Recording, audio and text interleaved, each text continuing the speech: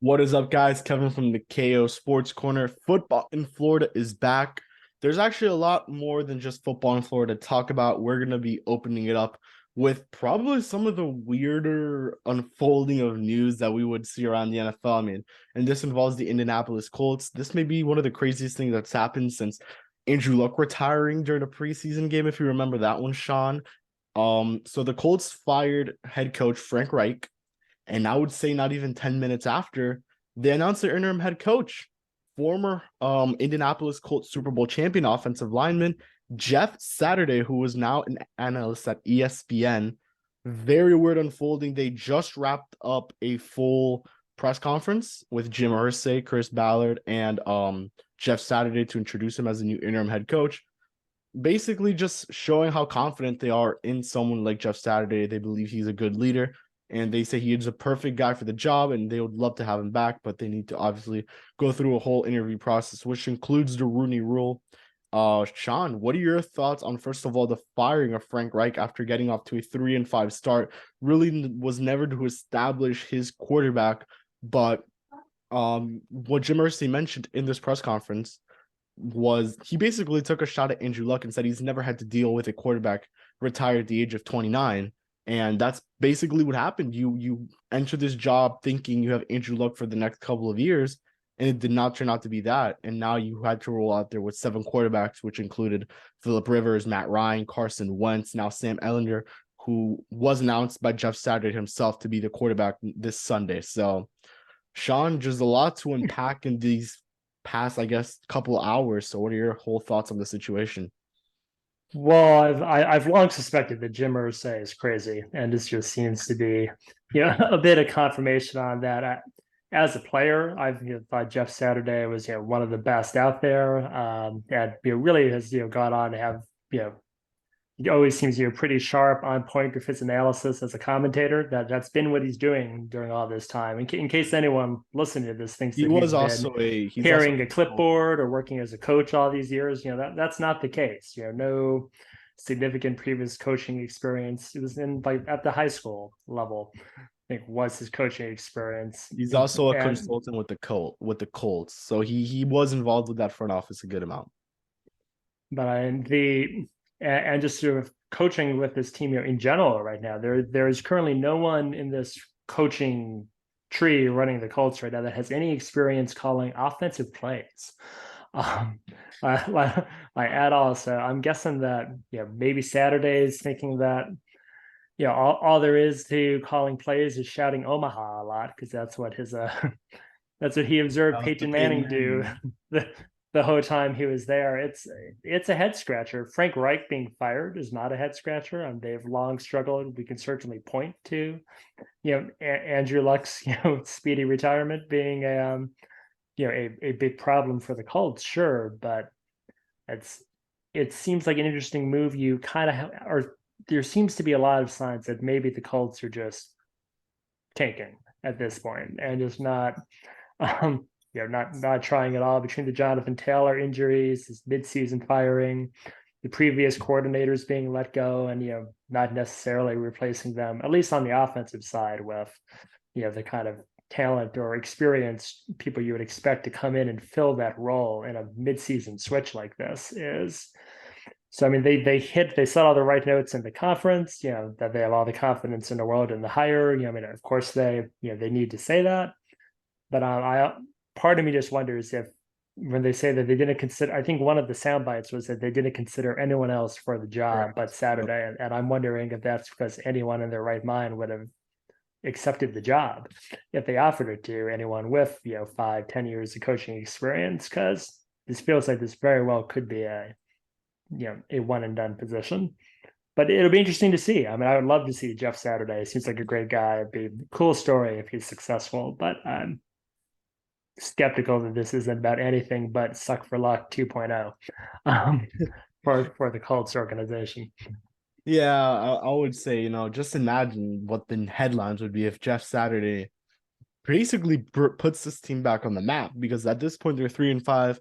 Jim Irsay mentioned he's never had a losing head coach since he's been with the team, and he's never the Colts are the 4th most winningest franchise since 2000, so he's very confident that Jeff Saturday will keep that legacy going. Maybe that's true. This is a guy who was a player himself until a couple years back. He retired. So he does know what these players, the situation of the players. He could really relate to these guys.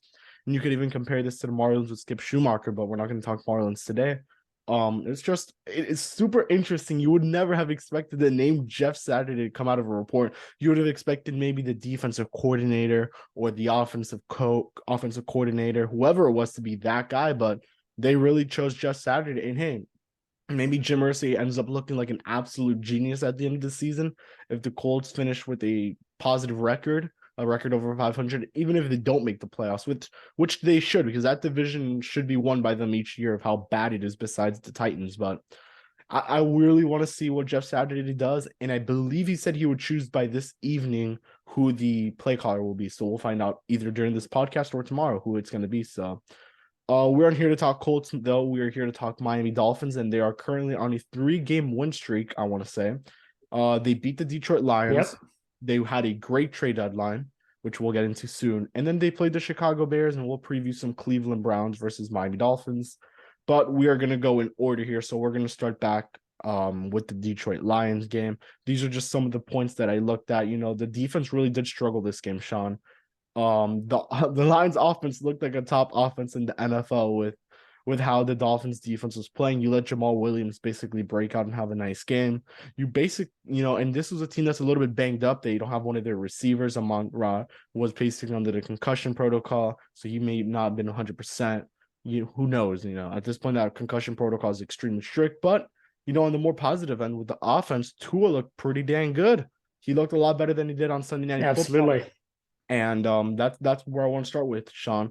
What were your thoughts on Tua and the offense? And then if you want to touch up on that defense in this Detroit game. Okay, so going back to the Detroit game. So the defense was horrible for one half, in that game. And then, as has kind of been true to form all season, you saw the Dolphins get into the locker room and make some adjustments, whether it's just schematically or dealing with whatever catastrophic injury kicked him in the teeth that week. And in the Lions game, they lost their starting safety opposite Javon Holland. Brandon Jones went out in this game. But in the second half, though, they made those adjustments and were able to stop. But for the first half of the game, I think 5 Detroit possessions, 5 scores, 5 scoring drives, 3 touchdowns, 2 field goals. The only time a punter took the field for either team in this game was when Detroit ran their punter out there on 4th and short and then successfully executed a really embarrassing fake. They were able to get going and were able to go into the locker room with a 10-point lead because they were able to get a last second field goal as a result of it. But then second half defense came in, shut down Detroit. Dolphins offense kept it rolling. This was a big game for the Dolphins offense. You really needed to see them break out. The Pittsburgh game, Tua was back, and we won because Tua was back. But still, he looked pretty shaky in that. And you were going to give him that game, right? Like, okay, he didn't have a bunch of full speed practices. Needs to knock the rust off. He hasn't really had a full speed practice since the Buffalo game. They were really easy on that. So, okay. But if he looks shaky in this one, then we're going to worry about the season. And instead, Tua comes out, throws for, I think, nearly 380 yards in this one, 360, 380, over 300 yards and 3 touchdowns, no picks. They completed 80% of his passes in the game. And that's something that Dan Marino had actually never done and they've started finding some of these stats for Tua where it's, what has he done that Marino hasn't, just for the feel-good nature. But in that, Dan Marino apparently never completed 80% of his passes, in a game where we threw for over 300 yards with that 3 touchdowns, 0 pick line. So Tua looked great. Tua is phenomenal in that game. The offense, just Detroit had no answer for them. They looked every bit like the league worst defense that they are. And the Dolphins looked like the second worst defense for half the game. But then they came in and were able to get a bunch of key stops, and big win for the Dolphins. Yeah, so Tua went 29 for 36 for 382 yards passing, and he had 3 touchdowns, only got sacked twice, no interceptions. 138.7 QBR rating. Or no, 93.8 QBR rating. Tyreek Hill, 12 receptions for 188 yards. No touchdowns. Jalen Waddle, 8 receptions for 106 yards. No, 2 touchdowns. Mike Gesicki, three receptions for 38 yards, 1 touchdown. And the defense didn't do much. I mean, not even a sack in this game. So that just shows how struggling how this defense is struggling. But now we move on to the trade deadline. So this is what happened, I guess, a couple days after this game. And we had heard the rumblings of possibly Bradley Chubb being a Miami Dolphin. It was once again between the Dolphins and the Jets, and Miami just seemed to have had the better offer. I will look up the offer that included San Francisco's first round pick, Chase Edmonds, as we had I think we'd spoken about this, that you could see one of Mostert or Edmonds being dealt in the trade deadline due to the being on such a short deal. And then you have, I believe it was a fourth rounder, but I will look it up now. And then you have Yeah, I Jeff forget if it Wilson. was, I think a fourth round or what. I think we dealt a fourth, and I think we got a fifth back. There was the sequencing of the lesser picks. Here it is. There. 2023 first rounder, 2024 for fourth rounder. Dolphins get Chase Edmonds as well, goes to Denver in exchange for Bradley Chubb and a 2025 fifth round pick, which I believe then was used in the Jeff Wilson trade, but I'll look that up now. As you talk a little bit about Bradley Chubb and what he brings to the Dolphins. And he already made his debut, but we'll get into that in a bit. Yeah, so Bradley Chubb coming in, just a huge move, kind of pushing chips to the middle of the table. That's the kind of really just the NFL trade deadline being this kind of a factor is a new thing for it being this exciting. The Dolphins have never made an in-season acquisition, of this caliber, and there's rumbling started that the Dolphins are going to be in on this, and it felt very un-Dolphins because it's just been it's been a good 20 years since we've had a team to be this excited about from the start to the season that they were having, and that seemed to come together very quickly on the front. We were talking. Most of the chatter was, are they going to add an offensive lineman? Are they going to add a piece to the secondary? That unit's been decimated by injuries. And adding some team's fourth string cornerback would be that guy would start and play meaningful snaps for the Dolphins. We're so beat up there. But instead, they really, one way to fix a shaky secondary is to increase the pass rush to get quarterbacks throwing the ball faster. And they got the best one available in Chubb. Chubb is about only 7 guys, I think 7, 8 players in the NFL had more sacks than Bradley Chubb coming into this weekend, and about 40 players in the NFL had more sacks than the Dolphins sack leader, at that point in time. And that's Jalen Phillips, maybe struggling a little bit to this point. And there's so many trickle-down effects from this, right? So Chubb can come in, if he can continue the career year that he'd been having for the Broncos, then that's obviously a big boon to the Dolphins defense, but it's beyond him. Maybe now that they've got a double team Chubb and not Agba, not Phillips, that that gets them going. Miami's really been struggling in the pass rush, one of the worst units in the league at doing that. Yeah, on paper, it looks great. Agba, Chubb, Jalen Phillips. You have a pretty good defensive line. You have Melvin Ingram as well. It looks good. And not only that, by the way, with Chubb, they extended him. So you basically lock him up for the next 5 years. And then the other trade that went down was the one that we called on the pod, you mainly, Sean. And we'll have John Rodriguez put up the clip there. And it is Jeff Wilson. Jeff Wilson was traded to Miami. I'm looking at Twitter now, and it says he actually asked to be traded. So, I guess, with Eli Mitchell coming back, Christian McCaffrey entering the mix. Christian McCaffrey, he wasn't doing much. It basically meant he was not going to get much playing time, and he asked to trade for Miami, and he got his trade. They sent over a 2023 fifth round pick for running back Jeff Wilson. He did not get any type of contract extension, but I will say that he did play 9 snaps, and he looked pretty dang good against the Chicago Bears, Sean. I mean, it was a basically split snaps exactly down the middle. 9 for Mostert and 9 for Jeff Wilson. So what are your thoughts on this acquisition? You called it once again. I'll give you all the props in the world for that one. And I guess we could kind of start transitioning a little bit over to Chicago, but I want to talk quickly then after some. Sure. No, and and thank you for that credit. It really seemed like a fit. Once McCaffrey was in there, that if you can see the 49ers moving on from that, and this would be a guy that Mike McDaniel would want to go after. And it was, kind of a similar thinking to bringing Mostert in, wanted, someone back there who's, familiar with his system. And as you saw, that things just, it wasn't clicking with Edmonds for whatever reason. I just, he wasn't, maybe he's lost the step. Maybe he just, I don't know. He certainly had a couple of rushing touchdowns for sure. We had some good packages near the goal line for him, but between the 20s, just not a big factor for us. And Wilson comes in, knows the playbook, knows the verbiage, and that he was able to jump in right away. Chubb, I think it's fair to it might not be till after the bye that we're going to see him really make a big impact, learning an entire team's new defensive system.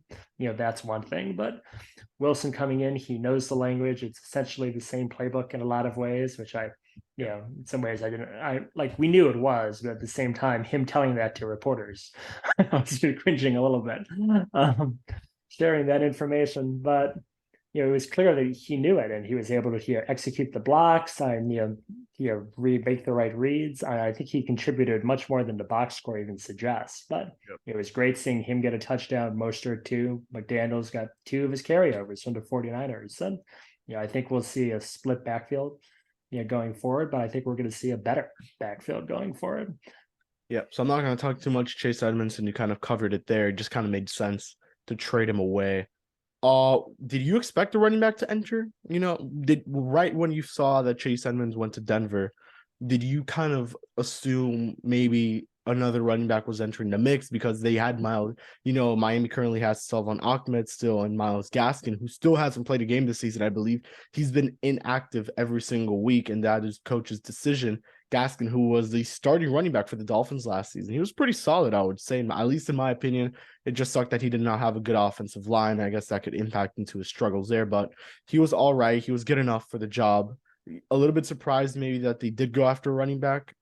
No, I definitely thought they'd bring someone in. I mean, I was just kind of, at that point, I was like, well, it's Hines or Wilson, unless they were gonna do the Hunt thing, which I thought that was pretty unlikely. Wish that happened. But with that, but figured that would just be a little more capital and they want to give up, or just, and I'm not sure what his cap figure is either, but that seemed like a little much after bringing in Chubb. But I know McDaniel seems pretty committed to some kind of a committee system.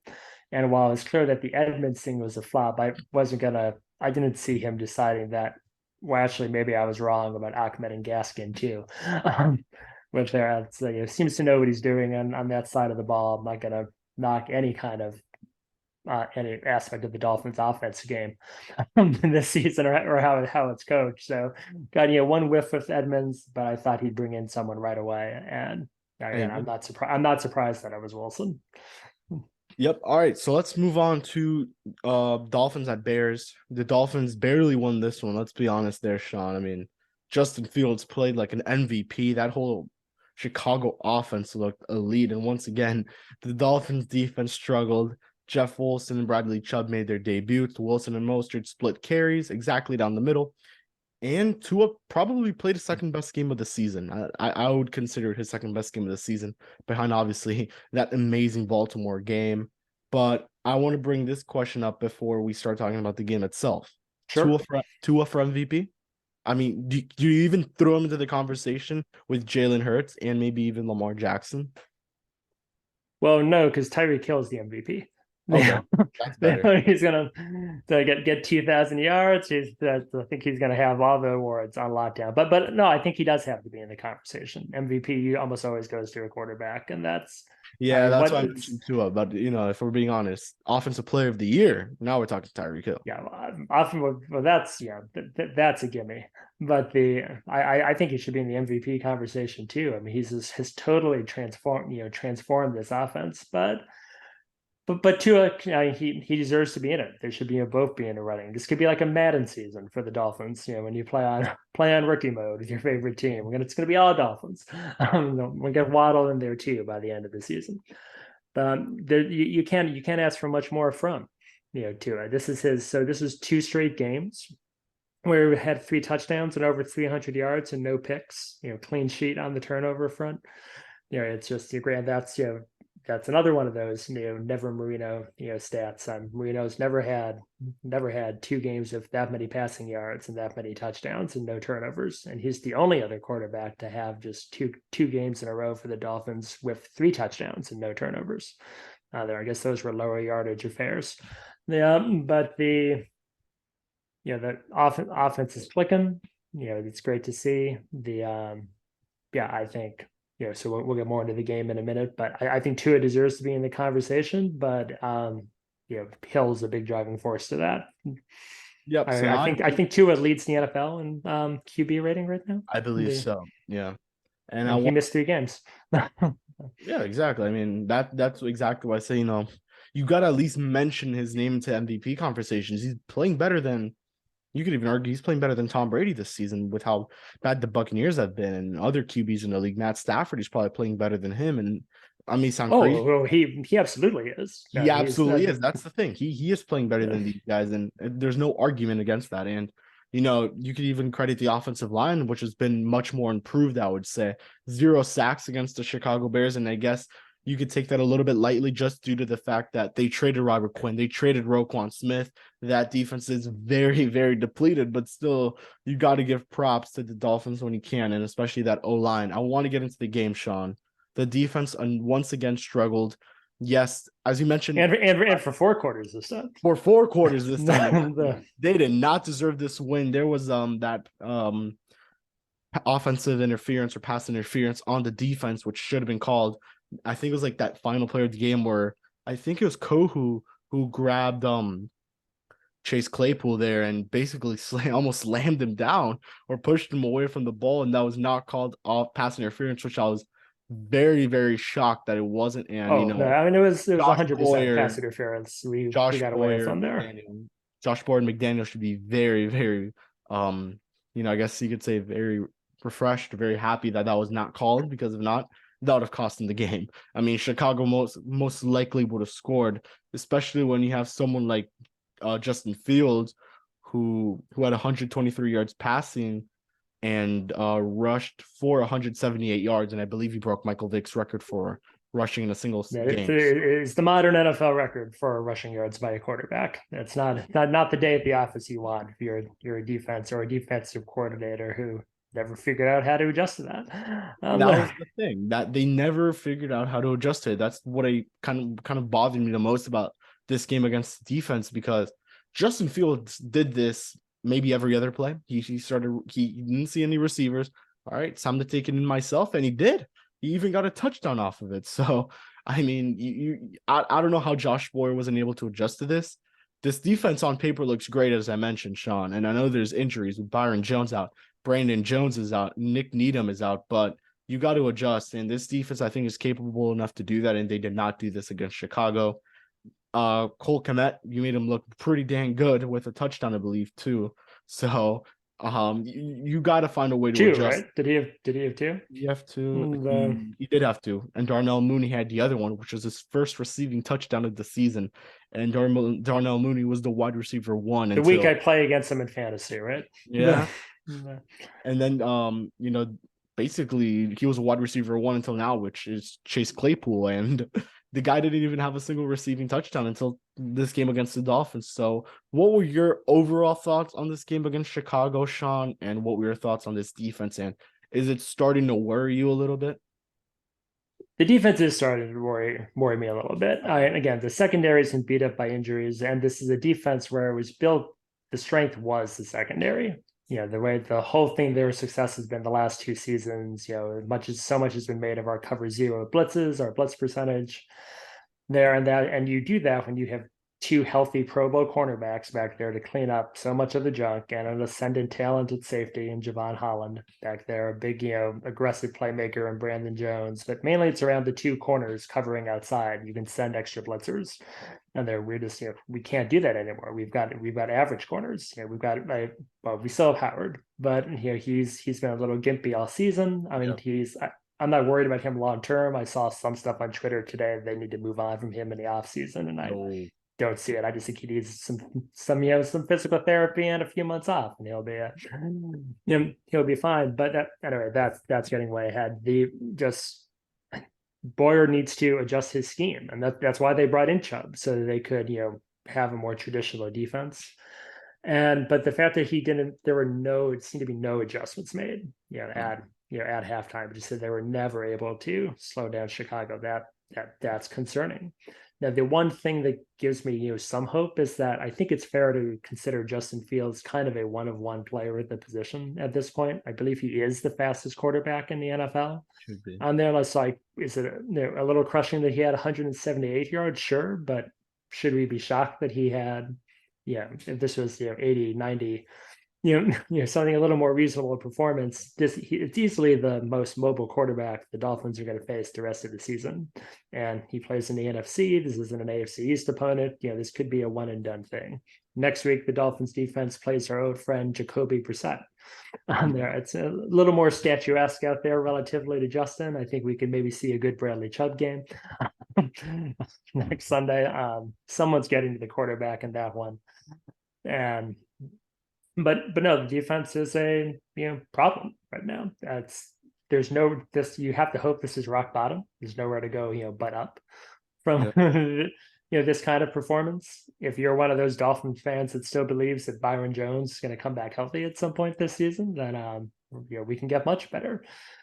But you need to see some adjustments made. If not, if we want to circle back quickly to Jeff Saturday and hiring a guy with no coaching experience, maybe the Dolphins can see if Zach Thomas wants the coordinator job and offer it to him with the bye week coming after the Browns game. And this is the same defense that we're dealing with, then seriously, it wouldn't be surprised me to see either some serious schematic changes, or if there is, I don't think there will be a change of coordinator. I think they're kind of committed to this system for this season, but something significant really could change if if the Dolphins don't have a really good defensive showing against the Browns, because that would be the time to make that switch.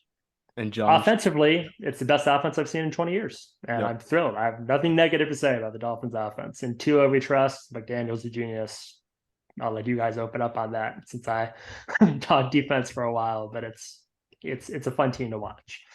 John is here to join us to put up some pictures and all that good stuff. Thank you for helping on as always, John. We're gonna talk fins some up. Fins up. He is watching, but he really can't talk fins right now because I will say I'm pretty sure you guys went over it before I joined, but for the games that I've seen, the last game against the Bears, they played pretty well, but to be winning on such a small deficit against a team that isn't at your level, it's a little concerning to a certain extent. But that's my take. There's probably some in betweens that I don't know yet, but I'm getting the hang of it. You're not wrong. They no. We should have won by losing to the Bears. It what looked like a shootout out there. So I'll say that, and then I'll say that the Dolphins offense does look pretty dang good, Sean, but there's some times where it just looks like it's just McDaniel's doing something wrong, especially towards the end of the game. We've seen this on a couple occasions where they just don't run the ball and they don't get these first downs when they're up by a decent margin. We saw this in the Buffalo game, especially that week 2 matchup. I believe it was week 2 or week 3, whatever it was. But that I think it was the butt punt. That was everything they did. They could have ran the ball. They could have passed it a little bit more. No, it led to a butt punt and basically let Buffalo get 2 more points. I believe it was how it ended up being. And they almost won that game. If it wasn't for the clock, they would have lost. So that's the only issue I have, that fourth quarter. They can't really close it out on offense, and they pretty much have to have us on defense. They're trying to pray and hope that this defense could stop them, which they did against Buffalo. And they did against the Bears, and I guess that's Steelers game as well, where Kenny Pickett threw 3 interceptions. So that's the only other thing I want to say. I mean, there's some stuff then clean up game management wise. The big one for me yesterday was less the second half than the end of the first half. They got down there, late. It took about 30 seconds to decide to call a timeout. They had too many men on the field and had to call a timeout to save the yardage on that. And then we ended up kicking a 29-yard field goal that we missed. As a result, you would have liked to see more points there. The offense probably left 10 points on the field yesterday. At least as for some of the times where we don't run for it on fourth, it's just the league is kind of changing. And we say we don't make them, but we see Josh Allen and Buffalo throwing in those situations, Mahomes and the Chiefs, and we might be getting to a point where we need to start thinking of just Tua and the Dolphins being the third part of that sentence. And therefore, just what this offense is looking like right now. Hill and Waddle, we haven't talked about their stats yet on this. Historic pace through 9 games. They're setting an NFL record for a receiving duo. Hill's on the pace to break the NFL receiving yardage record. It's just a really explosive unit. I think there were 2 throws that I found myself kind of cursing and thinking, same old Tua again yesterday. But one of them he was picked apart on that deep throw that he missed to Waddle. It's like 60 yards into the wind in Chicago. I mean, maybe Aaron Rodgers makes that throw 2 years ago with there, and that's about it. The other one, an outpost too. I think it was either Gesicki or Smythe. Was it Jeremy Smythe on the fourth down? Well, it was Smythe. Yeah, that skip there. That was bad, and we need to have that. But still, offense is clicking. 538 gives the Dolphins an 81% chance to make the playoffs. Right now, I don't really remember us having odds, that high. 20% chance to win what's looking like a wide open division. Yeah, honestly, after the Jets somehow beat the Bills yesterday, and Josh Allen's injured now too, so maybe Allen could be banged up. Enter the helm there for Buffalo, and that'll be maybe the next time Miami plays Buffalo, and maybe there's a Buffalo miracle. So we'll see what happens. But very, very quickly, because we don't have too much time left, I want to ask you, after this trade deadline, where did you have the Dolphins in terms of Super Bowl chances before, and where do you have them now after this trade deadline? Very briefly. I think about the same with the offense. Like the Detroit game, you really showed me that, okay, so this is just what we are, honestly. And then just reaffirmed by the performance yesterday. But the Detroit game is what showed me, so okay, we are this unit. This is the offense we saw for the first 3 games of the season, and then back when everyone was healthy. And offense is what you need to move the chains and win the games in the postseason. So yeah, I think I only had about maybe 3 teams, definitively ahead of us. And they're in the AFC on there. It's like, okay, I'll take the Chiefs and the Bills, and I guess give me the Ravens. But yeah, I think we can handle the Titans. I think we can handle the rest of the teams ahead of us. The Jets. I'm not worried about the Bengals in a rematch. No, I'm not worried about thing. I'm not even worried about the Ravens, to be honest with you. And we beat the Ravens. So exactly. Yeah, so mentioning 538 odds one more time, 4 AFC teams have better Super Bowl odds than the Dolphins, and the Dolphins have beat 2 of them. In the Bills and the Ravens. So they still have to play the Chiefs. I believe they play the Chiefs this year. No. Oh, I'm completely off then. So alrighty, let's quickly preview Browns versus Dolphins. Are they playing in Miami or is it in Cleveland? In Miami. In Miami, right. So still no Deshaun Watson, Jacoby Brissett revenge game. Cleveland defense, do you take it seriously? Keys to the game and MVP. So no Deshaun Watson, as we all know. He's suspended for what. But Jacoby Brissett's coming back. I mean, he's been all right. He's been able to keep them in striking distance of a possible playoff spot, I guess is how you could say it. The defense has been all right. I mean, I really don't know what to say about this Cleveland team. It's a very mediocre, I guess you could say in the middle of the pack team. Not a bad team by any means, but they're not a great team. And maybe once Deshaun Watson comes back is when you could say they'll be a pretty good team. But for now, they're just a mid team in the middle tier. Yeah, no, and I think the quarterback that should not be named. I think Watson will the former uplift that unit. Yeah, glad we dodged that one for so many reasons. I think he'll elevate that. You want to see the Browns get as many losses as they can. Honestly, until that point, because it would not surprise me if the Browns win 3 of the last 4 or 4 of the last 4. Once he's back. Their defense is solid. I believe they're better against the pass than the run. So that's a little concerning, but also could be a big Wilson and Edmonds. Wilson and Mostert game. Coming up for the Dolphins. See if they'll have to lean into that a little more. But yeah, it's a solid defense, but it's not a solid team. They are kind of what their record says. I think they're 3-5. 3-6. They're around that record. They'll be 3-6 after this game. Yeah, I hope so. The Brissett, yeah, I mean, just with what our secondary looks like, I mean, he's a capable veteran, so I mean, he'll probably have a better game than we'd like him to have with her. But I also think It's a we're gonna revenge get, game, Sean. It's a revenge. I think we're gonna get to him a lot. Revenge game or not, yeah, that's not. I think they're. I have a feeling it's going to come up in some of the defensive beatings how they failed to touch Justin Fields really more than once, and I think I'd like to wrapping pitch in up will be a point of my emphasis. prediction. Sure. My score prediction. All right. I want to say one quick thing though to Sean, and then we'll get into predictions. Okay. Sean, I wanted to ask you, their secondary isn't that strong besides what? Greedy Williams? That's about it, right? Yeah, he's still there. So yeah, but he was that, a rumored deadline. They really don't have a real big time corner there besides Williams, unless I'm just completely whiffing on a name right now. But this could be a game where Cleveland has, so. where these Dolphins receivers really get some good amount of passes from Tua, and especially this could be a nice Mike Gesicki, Durham Smythe type game for these guys with a very weak secondary besides Greedy Williams. Yeah, you could be right on the tight ends. I mean, the pass rush is their strength. Remember, they've got Myles Garrett. They're good at getting to the quarterback. So it'll be a big test for the O line to keep Tua clean in this one. Then you have Jadeveon Clowney on one side, and then you have Myles Garrett on the other side. All right, prediction time. As we are going to start doing a lot more every week. We're going to get an MVP and then a prediction. We'll start with John, which I'm intrigued to see what you're going to say for MVP. You could just say Tua, dude. I'll let you know. In the few games that I've watched so far, one very decisive factor, and I think that Miami has an advantage on, is that their stadium is built to where the sun faces the opposing team. Yes. If the hurricane, doesn't bring out so much humidity, because typically after storms, the weather tends to go a little low. So if the sun starts blazing that Sunday morning, I have the Dolphins winning 24-13 over the Browns, and my MVP is going to be Jalen Waddle. Okay. I like it. I like it. Sean, you're up. All right. I'll say Dolphins.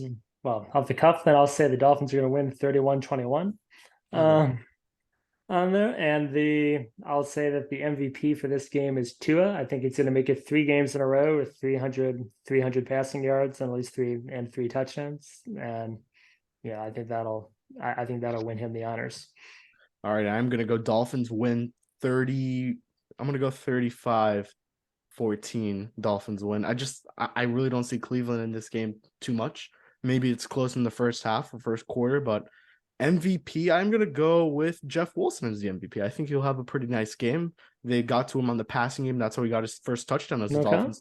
If they use him on that end, they threw out some post routes, and for him, I think he should be pretty good to go. I think this is where we will wrap it up with a minute left on the Zoom. Sean, as always, thank you for hopping on. John, thank you for joining us. You could definitely be on these and start incorporating yourself a lot more as we go through the weeks. But we spoke about Jeff Saturday. We spoke about Lions, recap, trade deadline, Chicago Bears, Cleveland Browns. We'll have one next week. I believe the bye week is next week. So maybe we'll just recap the Cleveland Browns, and maybe we'll ask you guys for some fan questions, or we'll bring on a guest. I think I have a cool guest in mind that I'll tell you guys about later. So thank you guys for hopping on. From Sean, from John, from myself. See you guys all next week. Peace out and go Fins. Go Fins.